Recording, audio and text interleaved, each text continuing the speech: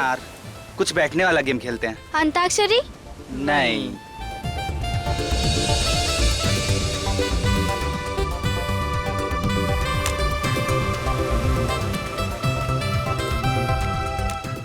क्या है ये? क्या है? ट्रूथ एंड डेयर खेलेंगे। अच्छा है। अच्छा। अच्छा आइडिया है। हाँ, हाँ हाँ। Let's play. Ready guys? Ready. Manik गया। बोल मानिक, ट्रूथ या डेयर? डेर, बोल क्या करना है? पक्का पलटेगा तो नहीं? नहीं पलटूंगा यार, बोल। जाके हम सब के लिए नारियल पानी लेके आ, वो भी अपने पैसों से। गया आज ये। देख लूंगा यार, तेरी बारी आने दे। 5 स्टार होटल में पार्टी लूंगा। जा जा जा। रोहन रोहन, बोल ठाकुर, सच बोलेगा या करतब दिखाएगा? सच बोलूं और तेरे सामने? हम तो करतब दिखाएंगे। चल ठीक है, फिर जा उस समंदर में जाके डुबकी मार, वो भी 5 मिनट तक। देख अमी, तुझे पता है ना कि मैं तैर नहीं पाता हूँ। तो मैंने कब बोला तुझे तैरने को? मैं तो बोल रहा हूँ जाके डुबकी लगा। 5 मिनट कैसे रह पाएगा वो? Be fair. चल ठीक है, तेरे लिए 2 मिनट, इतना तो कर सकता है ना डरपोक? देख अमी, मैं डरपोक नहीं हूँ। हाँ, मैं तो कहता हूँ तू जागृति की चूड़ियाँ पहन ले। देख अमी, चुप हो जा वरना। क्या करेगा है? एमी, चुप हो जा तू। क्या करेगा तू? रुक क्या जा। करेगा मार दूंगा। बता ना। रुक जा। क्या करेगा? अरे अरे रुको। मार दूंगा तुझको, मैं क्या बोल रहा करेगा हूँ। है? अरे रोहन रुक जा, उसमें कुछ है। दिखा, ये इसको खोल के देखते हैं।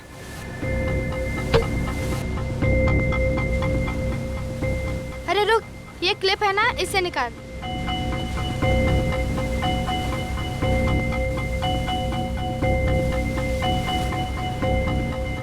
Thank you.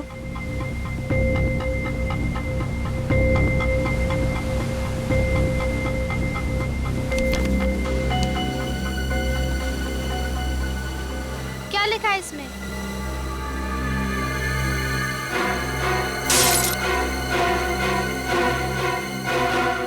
मेरे भाई ने मुझे गोली मार दी है और मैं मर रहा हूं। उसे इसकी सजा मिलनी चाहिए, उसने मेरा भरोसा तोड़ा है। मैं उससे मिलने इतनी दूर अपने शहर जा।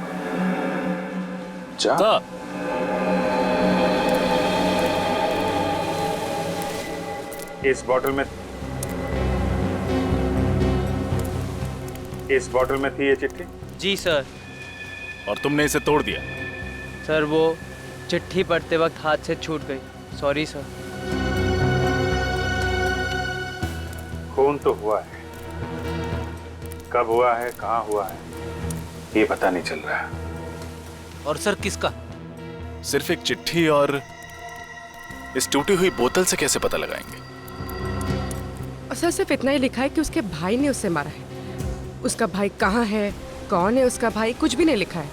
और लिखते लिखते वो अटक गया, यानी कि उसकी सांस अटक गई होगी। नहीं पूर्वी, सांस नहीं अटकी होगी। नहीं तो वो चिट्ठी को बोतल में डाल के समुद्र में कैसे फेंक पाता? जरूर कुछ और हुआ होगा, कुछ अचानक। शायद वो खूनी वापस आ गया हो और हड़बड़ी में आके उसने सेंटेंस को आधा छोड़ दिया, चिट्ठी को बोतल में डाला और समुद्र में फेंक दिया। मगर एक बात पक्की है, ये बॉटल, उस आदमी ने ये बोतल समंदर के बीच में ही फेंकी होगी, शायद किसी टापू से या शिप से। ये आदमी आया कहाँ से था? इस पे लिखा है ना, मैं उससे मिलने इतनी दूर अपने शहर जा से आया। जा से क्या आ सकता है? JA, Jamshedpur, sir Jabalpur, Jammu, Jaipur. जा से जापान। बेटी, इस केस की तह तक जाना ही पड़ेगा। हाँ सर, लेकिन कैसे? न खूनी का पता है, न मरने वाले की पहचान। हमारे पास तो कोई लाश भी नहीं है, बल्कि हमें तो ये भी नहीं पता है कि ये बोतल कितने साल पहले फेंकी गई थी। मानता हूँ रजत, मामला मुश्किल है, मगर जरा सोचो, जिस आदमी ने मरते मरते न्याय के लिए इतनी कोशिश की है, देर से सही लेकिन उसे न्याय तो मिलना ही चाहिए।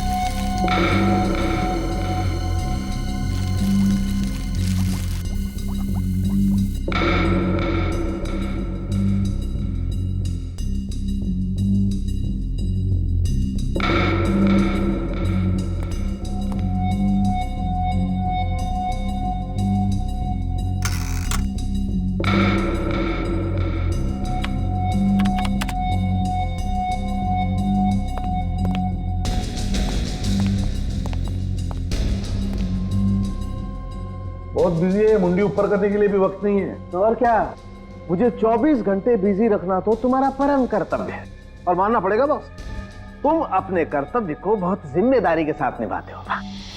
मेरी तारीफ कर रहा है या? तारीफ बॉस, 100% तारीफ। तो फिर बता, क्या पता चला? इस बार ज्यादा कुछ पता नहीं चला बॉस। हथियार डाल दिया ना सालों की। अरे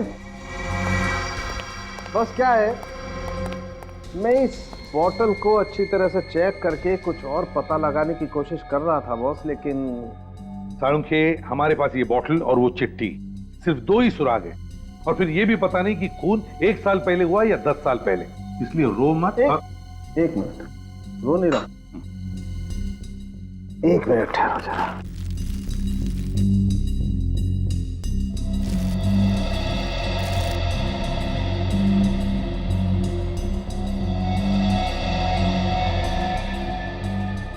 ये देखो सर, ये तो सफेद नमक की तरह लग रहा है सर। पता चल सकता है कि इसमें क्या था? ये बोतल एक शराब की बोतल थी, और उस चिट्ठी को इस बोतल में डालने से पहले इस बोतल को खाली किया गया था। शराब की बोतल? हाँ राजा, अल्कोहल टेस्ट एकदम पॉजिटिव है। अच्छा साळुंखे, तू बता सकता है इस बोतल में कितनी पुरानी शराब थी? इससे अंदाजा लगा सकते हैं कि ये चक्कर कितना पुराना है। नहीं बस, ये मुमकिन नहीं है। फिर रोने लगा तू? अरे रोने की बात नहीं है। तो फिर? दरअसल इस बोतल में जितनी भी शराब थी वो सब उड़ चुकी, और समंदर के खारे पानी में बहते बहते इसके सारे के सारे केमिकल कॉम्बिनेशन बदल चुके हैं। मतलब इस बोतल के बारे में अगर हमें और जानना है, जैसे कि ये कहाँ बनाई गई, इसका डिजाइन क्या था, तो हमें इसके सारे टूटे हुए टुकड़ों को जोड़ना पड़ेगा। हाँ, कोशिश करके देख सकते हैं, लेकिन अच्छा साळुंखे, इस बोतल के अंदर जो वो चिट्ठी मिली है जिस पर खून लगा हुआ, उस खून का डीएनए टेस्ट तो किया है ना तुमने? हाँ सर। तो फिर क्या पता चला? ये खून किसी आदमी का है जिसकी उम्र 30 से 40 साल के बीच की होगी, लेकिन साहब इसके अलावा हमें और कोई खास बात नहीं पता चली जिससे इस आदमी की पहचान हो सके। अच्छा, और कुछ नहीं? नहीं, क्योंकि खून पूरी तरह से सूख चुका है, इसलिए ये पता लगाना बहुत मुश्किल है कि कितने साल पहले इस कागज पर लगा होगा। लेकिन ये कागज, इस कागज से तो कुछ पता चला होगा। हाँ, ये कोई साधारण कागज नहीं है। मैंने इस कागज के छोटे से टुकड़े पर एक खास केमिकल टेस्ट किया है। ये देखिए सर, ये हरे रंग के दाग दिख रहे हैं आपको? हाँ। ये क्लोरोफिल के दाग है जो हरे पत्तों पे पाए जाते हैं, प्लांट सेल्यूलोज। सर, ये कागज कोई मशीन में बना हुआ कागज नहीं है, इनफैक्ट हैंडमेड पेपर है जो सूखे फूल और पत्तों से बनाए गए। और एक बात सर, इस पेपर पर यहाँ पर मुझे कुछ एम्बॉस किया हुआ दिखा है।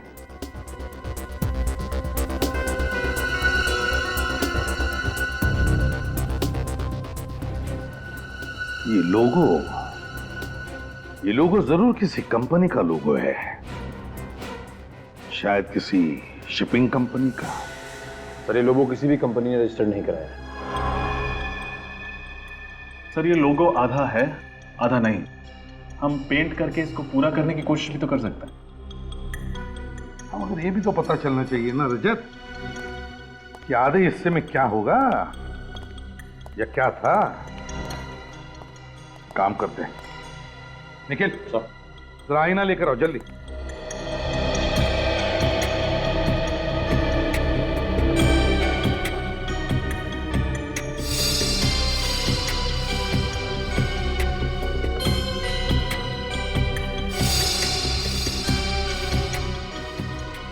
ये देखो सर, रिफ्लेक्शन में तो साफ दिख रहा है, बी अक्षर, कैपिटल बी।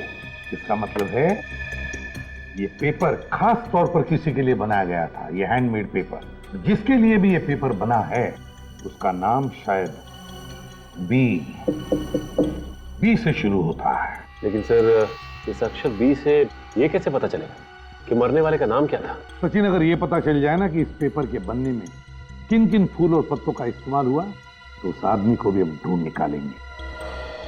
सर, फूल पत्तों की खास जानकारी तो एक बॉटनिस्ट को ही होगी। बॉटनिस्ट? मिस्टर अभिजीत, आपकी ये फॉरेंसिक रिपोर्ट 100% सही है। ये पेपर वनस्पति के अलग अलग भाग से बनाया है, जैसे कि फूल, पत्ते, घास और पेड़ की शाखाओं को सुखाकर बनाया गया है। सर ये तो बहुत कॉम्प्लिकेटेड रेसिपी है। किस चीज का कितना भाग है ये कैसे पता चलेगा? अगर आप चाहें तो इस पेपर के मैं सारे भाग, सारे कंपोनेंट अलग करके आपको दे सकता हूँ, लेकिन पहले मुझे पता तो चले कि आप एग्जैक्टली जानना क्या चाहते हैं। जानना तो हमें ये है सत्कार जी कि जिस आदमी ने ये नोट लिखा है वो कौन था और रहता कहाँ था। अब ये मैं कैसे बता सकता हूँ? ठीक है, फिर आप ये बता दीजिए ये जो पेपर जिन फूल और पत्तों से बना है वो कहाँ पाए जाते हैं? सर इसके लिए मुझे थोड़ा वक्त चाहिए, कुछ टेस्ट करने पड़ेंगे और टेस्ट के वक्त शायद ये नोट खराब हो सकता है। नहीं, आप उसकी चिंता मत कीजिए, इसका फॉरेंसिक एग्जामिनेशन हो चुका है।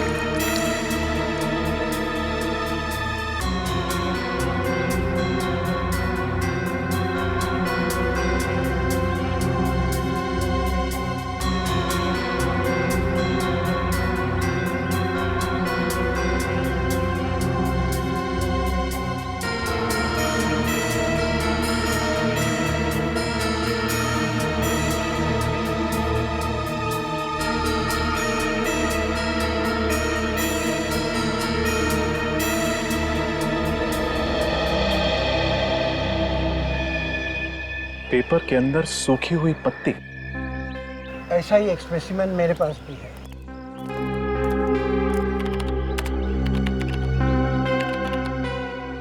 ये देखिए।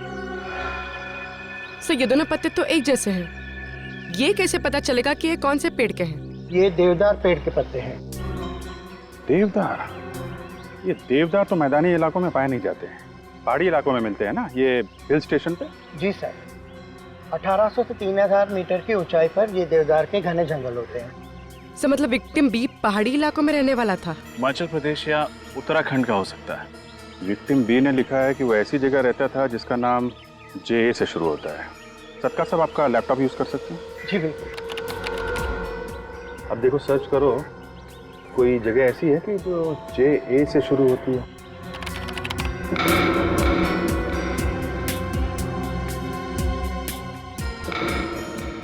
सर उत्तराखंड में तो ऐसी कोई जगह नहीं है। हिमाचल प्रदेश देखो।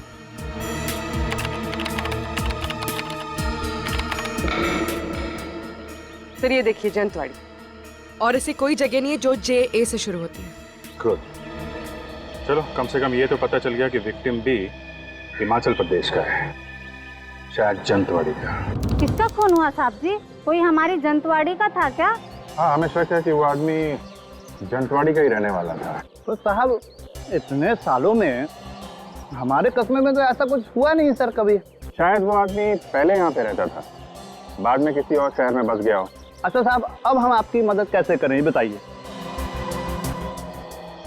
ये कागज देखकर। ये कागज? अब इसे देख के हम आपको क्या बताएं साहब? देखो, हमें ये पता करना है कि जंतवाड़ी में ऐसी कोई मिल है क्या जहाँ पे ऐसे हैंडमेड पेपर्स बनाए जाते हैं? नहीं साहब, ऐसा तो कोई मिल नहीं है इधर। अच्छा, ये फूल और देवदार के पत्तों को सुखा के कागज बनाया जाता था ना, वो यहाँ पे कहीं बनता है क्या? कोई ऐसा आदमी हो जो बनाता हो?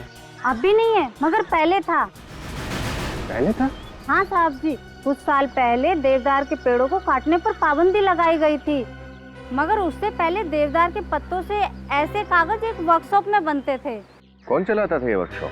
मुंगेरी लाल, माल रोड से नीचे जाके बाईं ओर। पर अब वो उस जगह पर एक प्रिंटिंग प्रेस चलाता है। मुंगेरी लाल। आप ये पेपर देखिए, ये आपके हैंडीक्राफ्ट वर्कशॉप में बनाया गया? हाँ, ये कागज मैंने बनाया था। मेरा मतलब पूरा राइटिंग पैड मैंने बनाया था। किसके लिए बनाया था ये? जमींदार साहब के लिए, कुमार जी, उनका ही ऑर्डर था। उन्होंने खासतौर से कहा था कि उनके परिवार के हर सदस्य के नाम पे लेटर पैड बनाया जाए और सबके नाम की पहला अक्षर लेटर पैड पे छापा जाए। अच्छा, उनके परिवार में किसका नाम है जो बी से शुरू होता है? नहीं साहब, नहीं जानता। हवेली कहाँ है उनकी? साहब आप माल रोड से आए ना, पीछे जो टेकरी है ना उसी पर हवेली है। Thank you.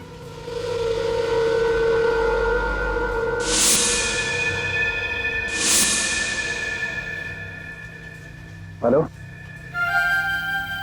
सीआईडी के लोग आए थे यहाँ पे।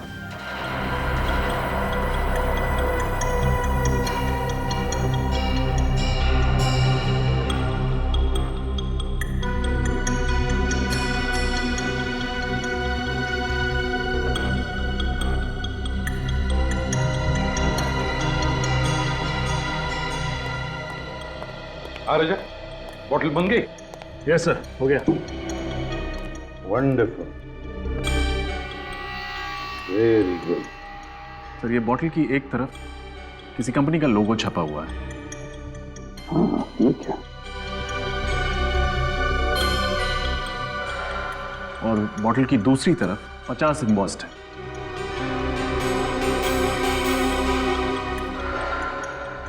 हाँ, 50 साल गोल्डन जुबली सेलिब्रेशन। तो हो सकता है स्पेशल एडिशन के लिए कोई खास बॉटल बनाई हो। हाँ, हो सकता है। एक काम करो, इंटरनेट से पता लगाओ ये लोगो किस शराब बनाने वाली कंपनी का है।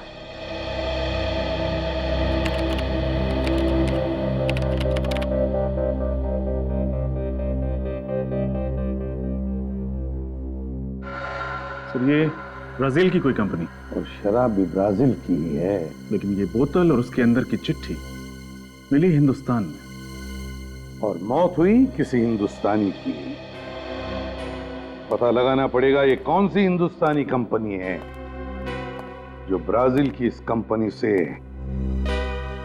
शराब आयात करती है, इंपोर्ट करती है।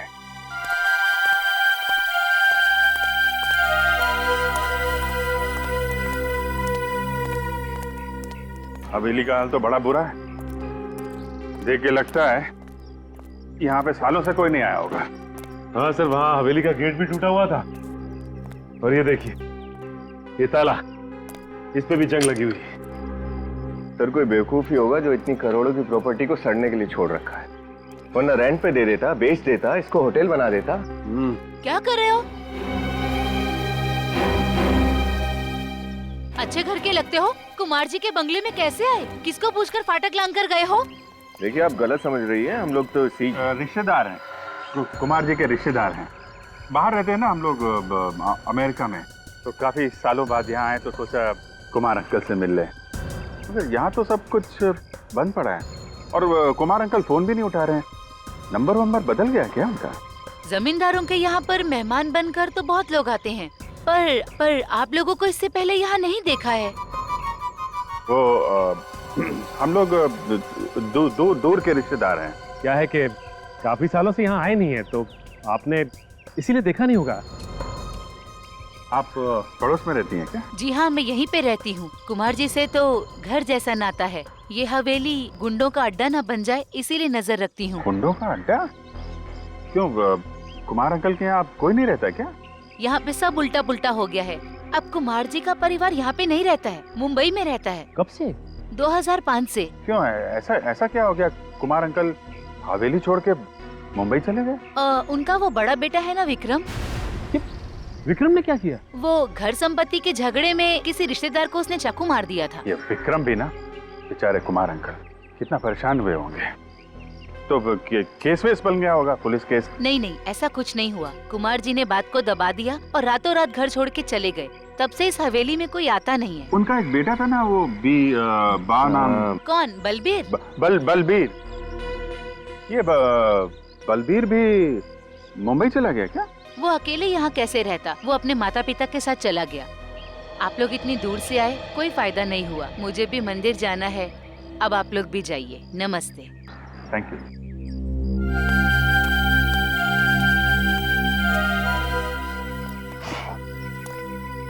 चलो, कम से कम ये तो पता चल गया कि मरते वक्त जिस आदमी ने चिट्ठी लिखी थी उसका नाम बलबीर था।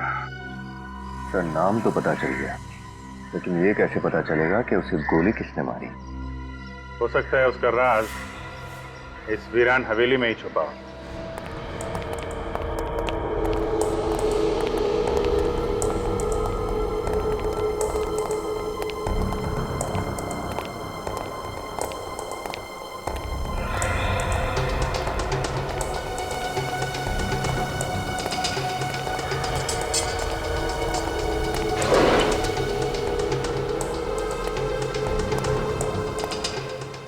चेक करो, शायद कोई काम की चीज मिल जाए।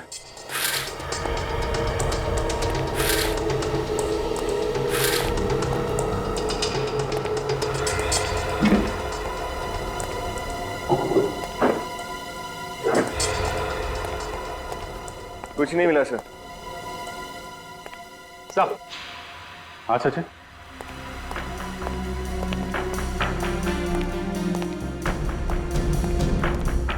ये देखिए, बॉम्बे के कुछ नंबर, रियल स्टेट एजेंट्स। रातों रात हवेली छोड़ के भागे हैं तो मुंबई में घर तो चाहिए होगा ना? हाँ सर, तो ये लोग काफी अमीर लोग हैं। मतलब किराए के घर में तो नहीं रह रहे होंगे, कहीं ना कहीं फ्लैट खरीदा होगा या बंगलो खरीदा होगा। ये फ्लैट खरीदा या बंगलो, ये तो स्टेट एजेंट्स ही बताएंगे। यस। ये जो बाहर औरत मिली थी ना, रजनी, उससे इस घर में रहने वालों के स्केच बनवा लो। यस सर, यह शराब इंडिया में सिर्फ 3 कंपनियां इंपोर्ट करती है और उनमें सबसे बड़ा इंपोर्टर मैं हूं। और इस पे जो 50 का मार्क क्या है? ब्राजील की कंपनी ने जब 50 साल पूरे किए तो उन्होंने एक स्पेशल कंसाइनमेंट तैयार की थी, limited edition. Limited edition? Yes sir, special edition. तो ये लिमिटेड एडिशन की शराब को इंपोर्ट करने का कॉन्ट्रैक्ट भी इन तीनों इंपोर्टर्स को मिला था? नो सर, सिर्फ मेरी कंपनी को ही मिला था।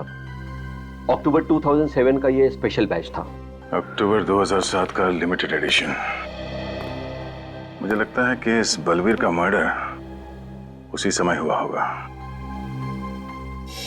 मिस्टर उत्तम, हमें लगता है कि बलवीर का खून किसी शिप में हुआ था, क्योंकि आप ये शराब इंपोर्ट करते हैं तो आप इसे सप्लाई भी करते ही होंगे। 2007 का रिकॉर्ड चेक करके बता सकते हैं कि आपने 2007 में ये शराब किस किस को सप्लाई किया था? हाँ सर, मैं अभी बताता हूँ। प्लीज।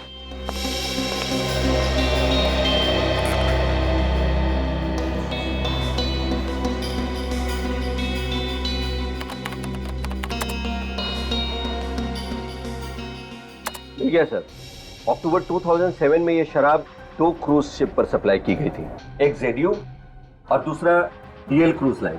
जेडियो पर ये कंसाइनमेंट समय पर नहीं पहुंचे सर, इसलिए कंसाइनमेंट लिए बगैर ही उससे रवाना हो गई। दूसरी शिप अक्टूबर 2007 में ये शराब डीएल क्रूज लाइन पर 60 बॉटल का कंसाइनमेंट गया था। Thank you Uttam ji, thanks a lot. My pleasure. अरे नयन सुख, अरे जल्दी कर, तू मेरा असिस्टेंट होके भी आज तक तूने मुझे कोई सुख नहीं दिया रे। ऐसा क्यों बोल रहे हैं सर? अब तक तो सीआईडी भी नहीं आई, मेरे तो हाथ पांव ढीले पड़ रहे हैं सर। कहीं आपके साथ साथ मुझे भी ना अंदर कर दे। वो बंद रख कर ढूंढ जल्दी। प्रताप जी सर।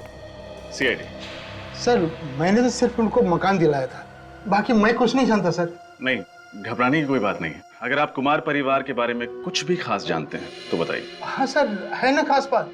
इस पार्टी के अलावा आज तक किसी ने भी फुल पेमेंट देके प्रॉपर्टी नहीं खरीदी। पूरा पेमेंट कैश में? हाँ मैडम, बहुत अमीर आदमी थे पर पैसों के लिए झगड़ते थे। कोई भी साथ रहना नहीं चाहता था। मुझसे कहा कि 3 मकान ले लें, वो भी कैश पेमेंट, ब्लैक मनी। सोचिए उनके पास व्हाइट मनी कितनी होगी। 3 घरों का सौदा किया आपने, वो भी ब्लैक मनी। सॉरी सर, लेकिन मैं क्या करता, कुछ पार्टियां होती हैं ऐसी हैं सर। ये कितने साल पुरानी बात है? ये जून 2005 की मैडम। जून 2005 यानी 7 साल पुरानी? हाँ मैडम। फिर भी ऐसे स्पेशल क्लाइंट्स का चेहरा तो आपको याद होगा ही। हाँ मैडम, याद है ना। सर, ये फाइल मिल गई। ये देखिए, ये उनके पासपोर्ट साइज फोटो भी हैं और उनके सिग्नेचर है इस पेपर पर। इसका मतलब हम लोग सही राह पर हैं। अच्छा, आपने कहा था कि 3 घरों का सौदा हुआ था, राइट? हाँ सर। सर, एक तो उनके पिताजी ने लिया था, मिस्टर कुमार, और दूसरा उनके बड़े बेटे मिस्टर विक्रम, और तीसरा उनका मझला बेटा अभिमन्यु ने लिया था। और उनका सबसे छोटा बेटा बलबीर, उसने कोई घर नहीं खरीदा? हाँ सर, उसके पास पैसे नहीं थे, इसलिए वो घर नहीं लिया। वो अपने पिताजी के साथ ही रहता था। Thank you. सब बलबीर के पास उतने पैसे नहीं थे कि वो घर खरीद सके या कोई घर किराए पे ले। फिर उसे मारकर उसके बड़े भाइयों को क्या फायदा होता? इसका जवाब तो वो दो भाई लोग ही दे सकते हैं पूर्वी। पर सर उससे पूछेंगे कैसे? 7 साल हो चुके इस बात को, पता नहीं वस वक्त कहाँ होंगे। उन्होंने मुंबई महानगरी में घर खरीदे थे, और एक बार जो मुंबई में बस गया वो जल्दी कहीं और नहीं बस सकता। इस एड्रेस पर चल के देखते हैं, शायद वो आज भी इसी शहर में हो। डीएल क्रूज लाइनर हमारी ही कंपनी की क्रूज लाइनर थी। हाँ सर, शिप पुरानी हो गई थी, इसलिए 2009 में उसे शिप ब्रेकिंग के लिए शिपयार्ड में भेज दिया गया। और आप जिस सफर के बारे में जानना चाहते हैं वो 3 अक्टूबर 2007 में हुआ था। सर मेरा यकीन मानिए उस शिप पर कोई मर्डर नहीं हुआ था। आप हमारा यकीन कीजिए कि उस शिप में एक आदमी का मर्डर हुआ था। सर मैं यहाँ 9 साल से काम कर रहा हूँ, और मेरे जहाज पर कोई मर्डर हो और मुझे पता ना हो, ऐसा तो हो नहीं सकता। 3 अक्टूबर 2007 उस जहाज में जितने भी लोग थे स्टाफ में, उनका नाम तो याद होगा ना आपको? बुलाइए उन्हें जल्दी। जी सर। सुरेश, तुम और राहुल मेरे कैबिन में आओ। पैसेंजर लिस्ट चाहिए हमें। जी सर।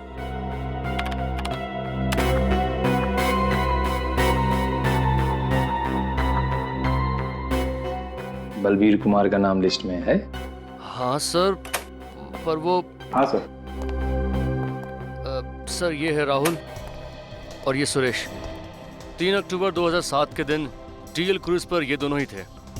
यस सर, उस जहाज के हर सफर का हिस्सा रहे हैं हम।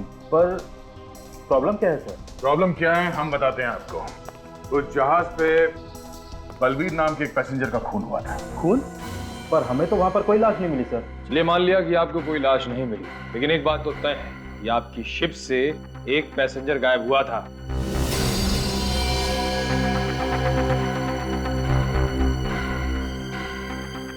हाँ सर, एक पैसेंजर गायब तो हुआ था। तो तुम लोगों ने उसे ढूंढने की कोशिश नहीं की? हाँ? सर पूरा शिप छान मारा पर वो पैसेंजर हमें नहीं मिला। हमें लगा कि वो शायद गलती से समुद्र में गिर गया हो, और उसके फैमिली वालों ने भी उसके बारे में कोई इंक्वायरी नहीं की। तो पैसेंजर लिस्ट चेक करो। बलबीर का भाई या उसका कोई रिश्तेदार साथ में था क्या?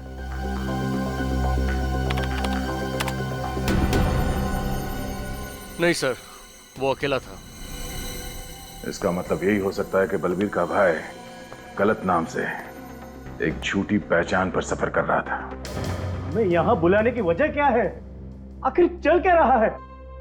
बलबीर की मौत का आपको कैसे पता चला? और आप लोग इतने यकीन के साथ कैसे कह सकते हैं कि वो बलबीर ही था? आप लोगों को किसने बताया? इस चिट्ठी ने। बलबीर ने आपसे खुद कहा कि वो मर चुका है? जी हाँ। मगर कैसे? मैंने कहा ना इस चिट्ठी से। इसमें बलबीर ने अपनी मौत के बारे में खुद लिखा है, जब वो 3 अक्टूबर 2007 डीएल इंडिया नाम के जहाज से सफर कर रहा था। बलबीर ने लिखा है कि मेरे भाई ने मुझ पर गोली चलाई, उसे सजा दिलवाना, मेरा विश्वास तोड़ा है। उसको मिलने के लिए मैं यहाँ बहुत दूर अपने शहर ज का मतलब है जंतवाड़ी, जहां से आपके परिवार के बारे में हमें पता चला। बलबीर मर चुका है 2007 में, हमें पता ही नहीं चला। तो जब उसकी मौत के बारे में हमें पता ही नहीं है तो हम कैसे मार सकते हैं उसे? अगर बलबीर ने ही तो लिखा है ना कि उसके भाई ने उस पर गोली चलाई, और उसके भाई कौन है? आप दोनों, मिस्टर विक्रम और अभिमन्यु। डाइंग डिक्लेरेशन, एक मरते हुए आदमी का आखिरी बयान, कानून में बहुत मायने रखता है। सर उसने हमें क्यों दोषी ठहराया है, जबकि 3 अक्टूबर 2007 को हम डीएल इंडिया नाम की शिप पे थे ही नहीं। सर आप चाहे तो पैसेंजर की लिस्ट चेक कर सकते हैं। सितंबर 2007 के बाद हम बलबीर से मिले ही नहीं। और एक बात, इस बात की क्या गारंटी है कि ये चिट्ठी बलबीर ने ही लिखी है? सर किसी ने हमारे साथ भद्दा मजाक किया है सर। मैं मानती हूँ कि इनकी बलबीर से ज्यादा बनती नहीं है, लेकिन इसका मतलब ये तो नहीं ना सर कि मेरे पति और देवर इस हद तक गिर सकते हैं। तो फिर इतने सालों तक आपने ये जानना जरूरी क्यों नहीं समझा कि बलबीर कहाँ है? भाई था आखिर वो इनका। सर हमारा बलबीर से पैसों और जंतवाड़ी की हवेली को लेकर प्रॉब्लम चल रहा था और इसी बात को लेकर वो हमसे नाराज था और हमारे माँ बाप के देहांत के बाद तो हमसे कोई नाता रखना ही नहीं चाहता था। एक बात आप सब लोग ध्यान में रखना है, जब तक हमारी तहकीकात पूरी नहीं होती आप में से कोई भी ये शहर छोड़कर नहीं जाएगा, समझे? जा सकते हैं आप लोग।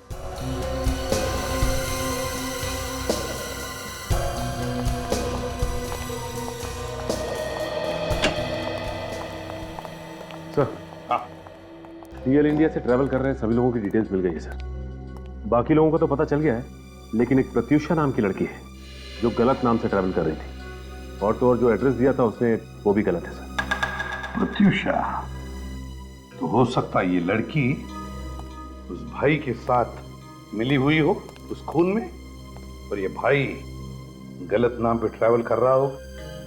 लेकिन सर पैसेंजर लिस्ट में बाकी जितने भी यात्री हैं उनके नाम और एड्रेस मैच करते हैं। मतलब सर बलबीर के दोनों भाई सच बोल रहे थे? हाँ, बलबीर के दोनों भाई सच बोल रहे थे।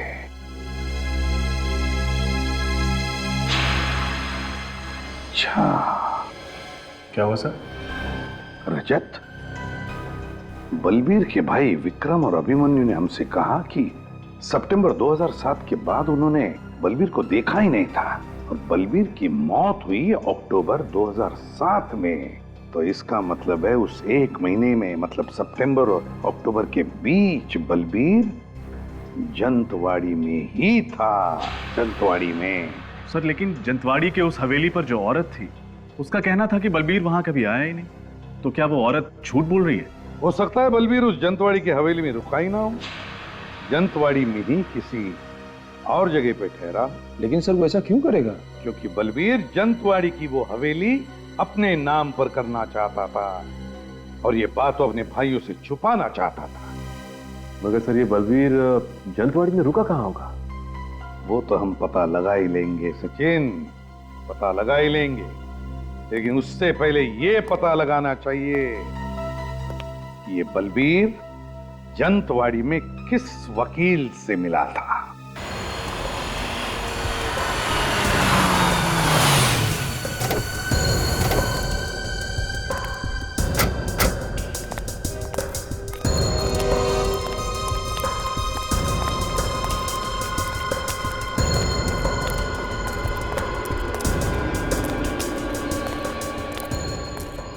अरे अरे अरे, कहाँ जा रहे हैं साहब आप लोग?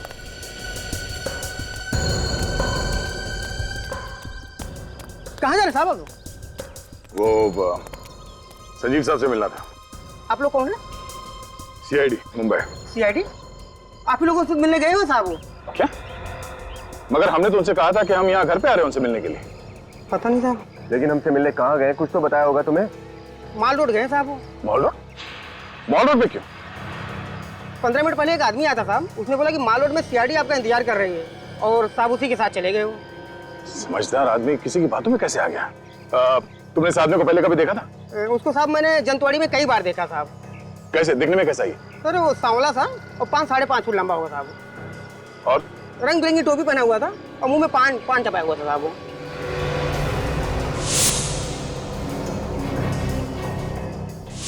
सर हम इस आदमी से पहले मिल चुके हैं, कहीं ये वही तो? कैसे गए वो लोग? वो जो आदमी आया हुआ था साहब उसी की गाड़ी से गए। कौन सी गाड़ी, किस रंग की गाड़ी? सफेद रंग की वैन थी साहब। संजीव की जान को खतरा है, चलो। छोड़ दो मुझे। किसके लिए छोड़ दो? मुझे जाने दो प्लीज, मुझे जाने दो। मैंने तुम्हारा क्या बिगाड़ा है? प्लीज मुझे जाने दो। मरना तो पड़ेगा ही ना आपको। देखो मैंने तुम्हारा क्या बिगाड़ा? तुम मुझे क्यों मारना चाहते हो? मैंने तुम्हारा क्या बिगाड़ा? जाने दो मुझे प्लीज, मुझे जाने दो।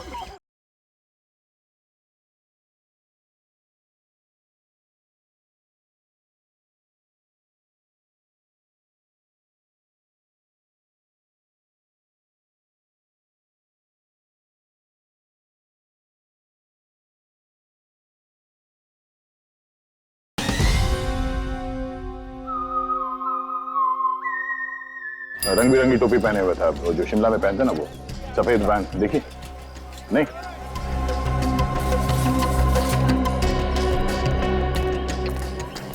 देखिए आपने किसी ऐसे आदमी को देखा है जिसका रंग सांवला सा है, कद करीब 5-5.5 फीट इंच? और सर पर रंग बिरंगी टोपी पहनता है जिस पर हाथ की कारीगरी हुई है। सांवला सा है, अक्सर पान चबाता हुआ यहीं मार्केट में घूमता रहता है और शायद उसके पास सफेद कलर की वैन है। शायद आप मंगू की बात कर रहे हैं। मंगू? जी हाँ, वही वही। 1 नंबर का छटा हुआ बदमाश है वो। मॉल रोड पर अपना अड्डा जमा कर बैठा रहता है। आपने उसे देखा है क्या अभी? अभी हाँ, वो अपनी गाड़ी में इधर से ही गया है, उस तरफ। Thank you sir.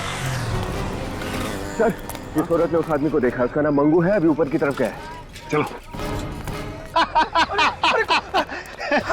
बचाओ बचाओ, हेल्प हेल्प। अब तू रोएगा और मैं हंसूंगा। चल। अरे छोड़ दो मुझे, छोड़ दो मुझे। अरे मैंने तुम्हारा क्या बिगाड़ा था, छोड़ दो मुझे। किसके लिए छोड़ दूं, हैं? अरे चल। अरे मेरी बात सुनो, तुम्हें जरूर कोई गलतफहमी हुई है भाई, छोड़ दो मुझे। किसके लिए छोड़ दूं? छोड़ दो मुझे। किसके लिए छोड़ दूं? अरे छोड़ दो मुझे। वकील बाबू, मुझे जाने दो प्लीज, मुझे जाने दो। मैंने तुम्हारा क्या बिगाड़ा है, प्लीज मुझे जाने दो। क्या है ना वकील साहब कि अगर आप जिंदा रहे तो बलबीर के बारे में सीआईडी को सब पता चल जाएगा। अब बलबीर का राज छुपाने के लिए मोटा पैसा लिए। क्या है वकील बाबू, आपकी जबान तो बंद होती नहीं है वकील साहब, मरना तो पड़ेगा ही ना आपको। देखो मैंने तुम्हारा क्या बिगाड़ा, तू मुझे क्यों मारना चाहते हो? मैंने तुम्हारा क्या बिगाड़ा? देखो मुझे जाने दो मुझे, प्लीज मुझे जाने दो, मुझे मत मारो।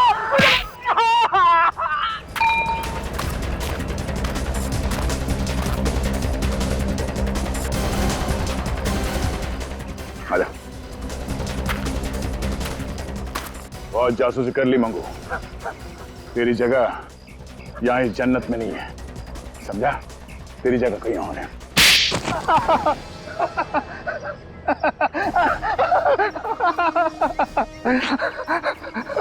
जो कुछ बताएगा सच सच बताना, वरना।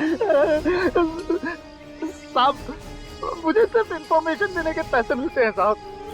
जमींदार साहब के बेटे बलबीर के विषय में कोई भी पूछताछ करता है, बस मैं उन्हें एक फोन लगा देता हूँ सर। किसको बताता था? अब एक औरत है, मैंने उसे देखा नहीं है सर। औरत? तो संजीव जी सर। आपके मुताबिक बलबीर का झगड़ा उनके भाइयों से था? हाँ सर, खानदानी हवेली को लेकर भाइयों में खूब झगड़ा हो रहा था सर। तो बलबीर आपके पास यहाँ आया क्यों? बलबीर के माता पिता के गुजर जाने के बाद वो अपने भाइयों से छुपकर मुंबई से भाग निकला, खानदानी हवेली पर अपना अधिकार जमाने के लिए। उसे यकीन था सर कि उसके भाई आसानी से मानेंगे नहीं और उसके पेपर को कोर्ट में चैलेंज करेंगे। मगर ये औरत कौन है, बलबीर ने कभी बताया? नहीं सर। सर, ये बलबीर अचानक यहाँ से भागकर मुंबई क्यों चला गया? हाँ, वो हवेली लेने आया था तो फिर यहाँ से भागा क्यों? पर हाँ सर, उस दिन जाने से पहले। सॉरी, मुझे आने में थोड़ी देर हो गई। कितनी देर लगा दी? मालूम है कोर्ट पहुंचना बहुत जरूरी है। अभी से कोई जरूरत नहीं है एडवोकेट साहब। क्यों? हवेली नहीं चाहिए क्या? नहीं, हवेली तो मुझे चाहिए और हवेली मुझे ही मिलने वाली है। मुझे ही मिलेगी? हाँ, पता नहीं कैसे मेरे भाइयों को पता चल गया कि मैं जंतवाड़ी आया हूँ। आज सुबह ही भैया के घर से फोन आया था, मुझे मुंबई वापस बुलाया और कहा कि हवेली मुझे दे दी जाएगी, उन्हें कुछ नहीं चाहिए। बलबीर ने कहा कि भैया के घर से फोन था। जी। किसने फोन किया बताया? नहीं सर, नाम तो नहीं बताया। ये केस तो फिर से उलझ गया सर। किसका फोन आया था ये तो हमें पता ही नहीं, और बलबीर यहाँ से सीधा जहाज पर गया, लेकिन उसका भाई तो कभी जहाज पर गया ही नहीं। बलबीर ने चिट्ठी में यही लिखा था कि उसके भाई ने उस पर गोली चलाई। ये कैसे हो सकता है? सर, उस जहाज पर वो लेडी पैसेंजर भी जो नकली नाम लेकर घूम रही थी, और उसका कैबिन ठीक बलबीर के कैबिन के सामने था। प्रत्युषा, उसका नाम प्रत्युषा है। हाँ सर, हो सकता है कि उसी औरत ने बलबीर को पटाकर उस जहाज पर बुलाया हो, लेकिन सर उस औरत को ढूंढेंगे कैसे? हमारी शिप टीएल क्रूज पर मिस प्रत्युषा ने 3 अक्टूबर 2007 को ट्रैवल किया था एग्जीक्यूटिव क्लास में। उन्हें लकी ड्रॉ में एक फ्री गिफ्ट कूपन मिली है। प्रत्युषा? कौन प्रत्युषा? देखिए, हमारे घर में इस नाम की कोई औरत नहीं रहती है, आप शायद गलत एड्रेस पे आए हैं।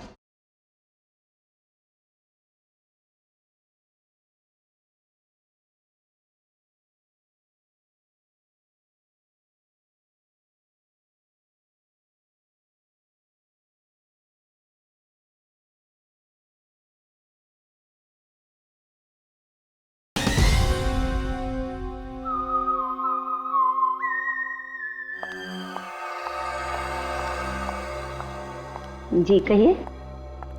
हेलो मैडम, मैं डीएल क्रूज का मैनेजर हूँ। सॉरी इतनी रात को आपको डिस्टर्ब कर रहा हूँ। ओके। मैं एक जरूरी खबर लाया हूँ। खबर? कैसी खबर?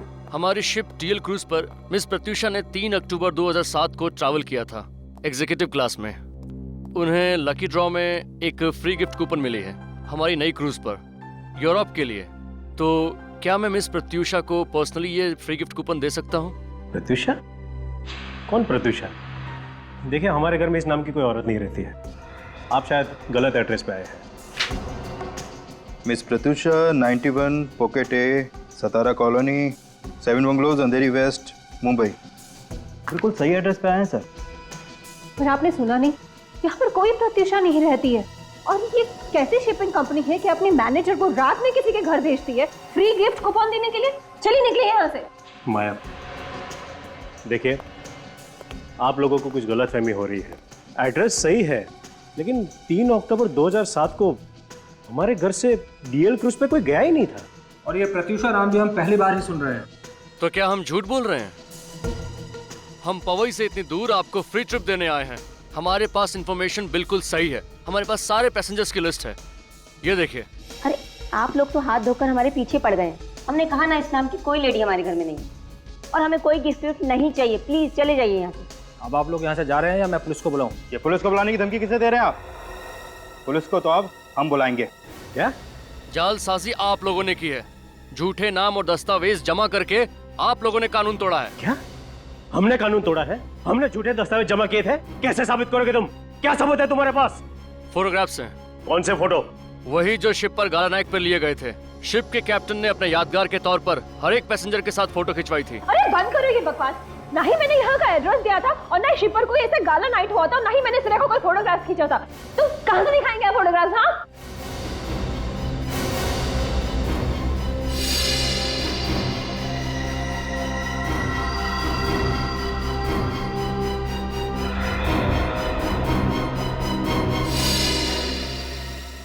माया, क्या कहा तुमने? तुम्हें कैसे पता चला कि उस दिन क्रूज पर कोई गाला नाइट हुई नहीं थी और प्रत्युषा ने कोई फोटो नहीं खिंचवाई थी? क्योंकि ये उसी शिप में थी।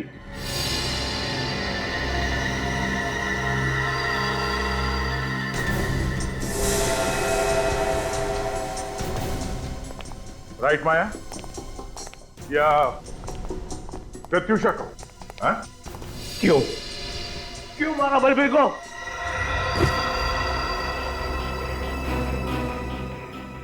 आपके लिए, अपने बच्चों के लिए। इन्होंने तो अपने हिस्से में मिली हुई सारी जायदाद जुए में हार दी। बिजनेस में भारी लॉस हो रहा था। इनका बिजनेस तो किसी भी दिन बंद हो सकता था। पूछिए इनसे। हम लोग जयंती और अभिमन्यु की तरह सुखी नहीं थे। हालात बिगड़ते जा रहे थे। हवेली को बेचकर जो पैसे मिलते ना, उससे हमारा सारा कर्जा उतर जाता। मगर ये बलबीर हवेली पर कब्जा करके बैठा हुआ था, और ये इन्होंने भी तय कर रखा था कि हम हवेली में से अपना हिस्सा नहीं लेंगे, सब कुछ बलबीर को दे देंगे। मगर मुझे ये मंजूर नहीं था। इसलिए तुमने बलबीर पर नजर रखना शुरू कर दिया? हाँ, जब मुझे पता चला कि वो जंतवाड़ी पहुंच चुका है अपनी हवेली पे कब्जा जमाने के लिए, तो मुझे ये कदम उठाना पड़ा। उस वक्त विक्रम भी काम के सिलसिले से सिंगापुर गए हुए थे। और फिर तुम्हें साजिश रचने का पूरा मौका मिल गया। हाँ, मैंने मौके का फायदा उठाकर उसे फोन किया और उसे कहा कि उसके भाई उसे एनओसी देने के लिए तैयार है। पर तुम दोनों शिप पर कैसे पहुंचे? मैंने उसे कहा कि जब हमारे भी सारे गिले शिकवे खत्म हो चुके हैं, तो क्यों ना पूरा परिवार एक साथ क्रूज पर सेलिब्रेट करे। और मैंने उसे वादा भी किया कि वहां पर मैं उसे एनओसी पेपर्स दे दूंगी। भाभी, आपने तो कहा था कि सारे गिले शिकवे दूर हो गए हैं, फिर मेरे आने की खबर भैया से क्यों छुपाई गई? अरे मैं उन्हें सरप्राइज देना चाहती हूँ। जल्दी करो, वो दोनों डेक पर पहुंच चुके हैं। Come on. अच्छा, और वो एनओसी पेपर्स? वो मैंने अपने साथ ले लिया है। दोनों भाइयों के सामने दूंगी, चलेगा?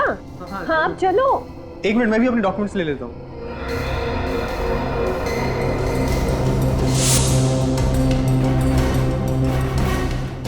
अरे ये आप क्या करी भाभी? बलबीर बेवकूफ तो था नहीं,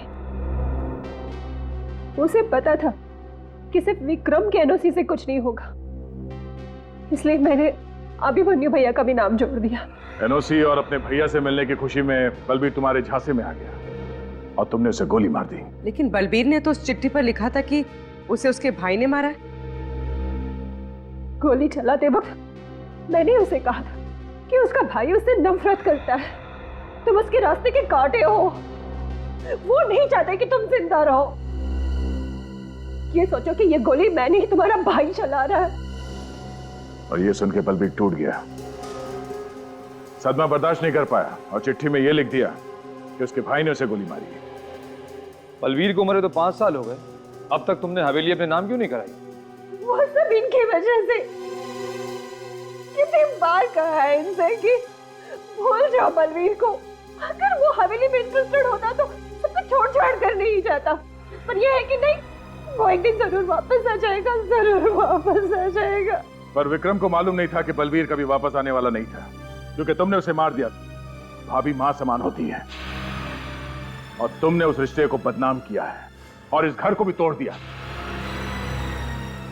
you are under arrest Mrs Maya.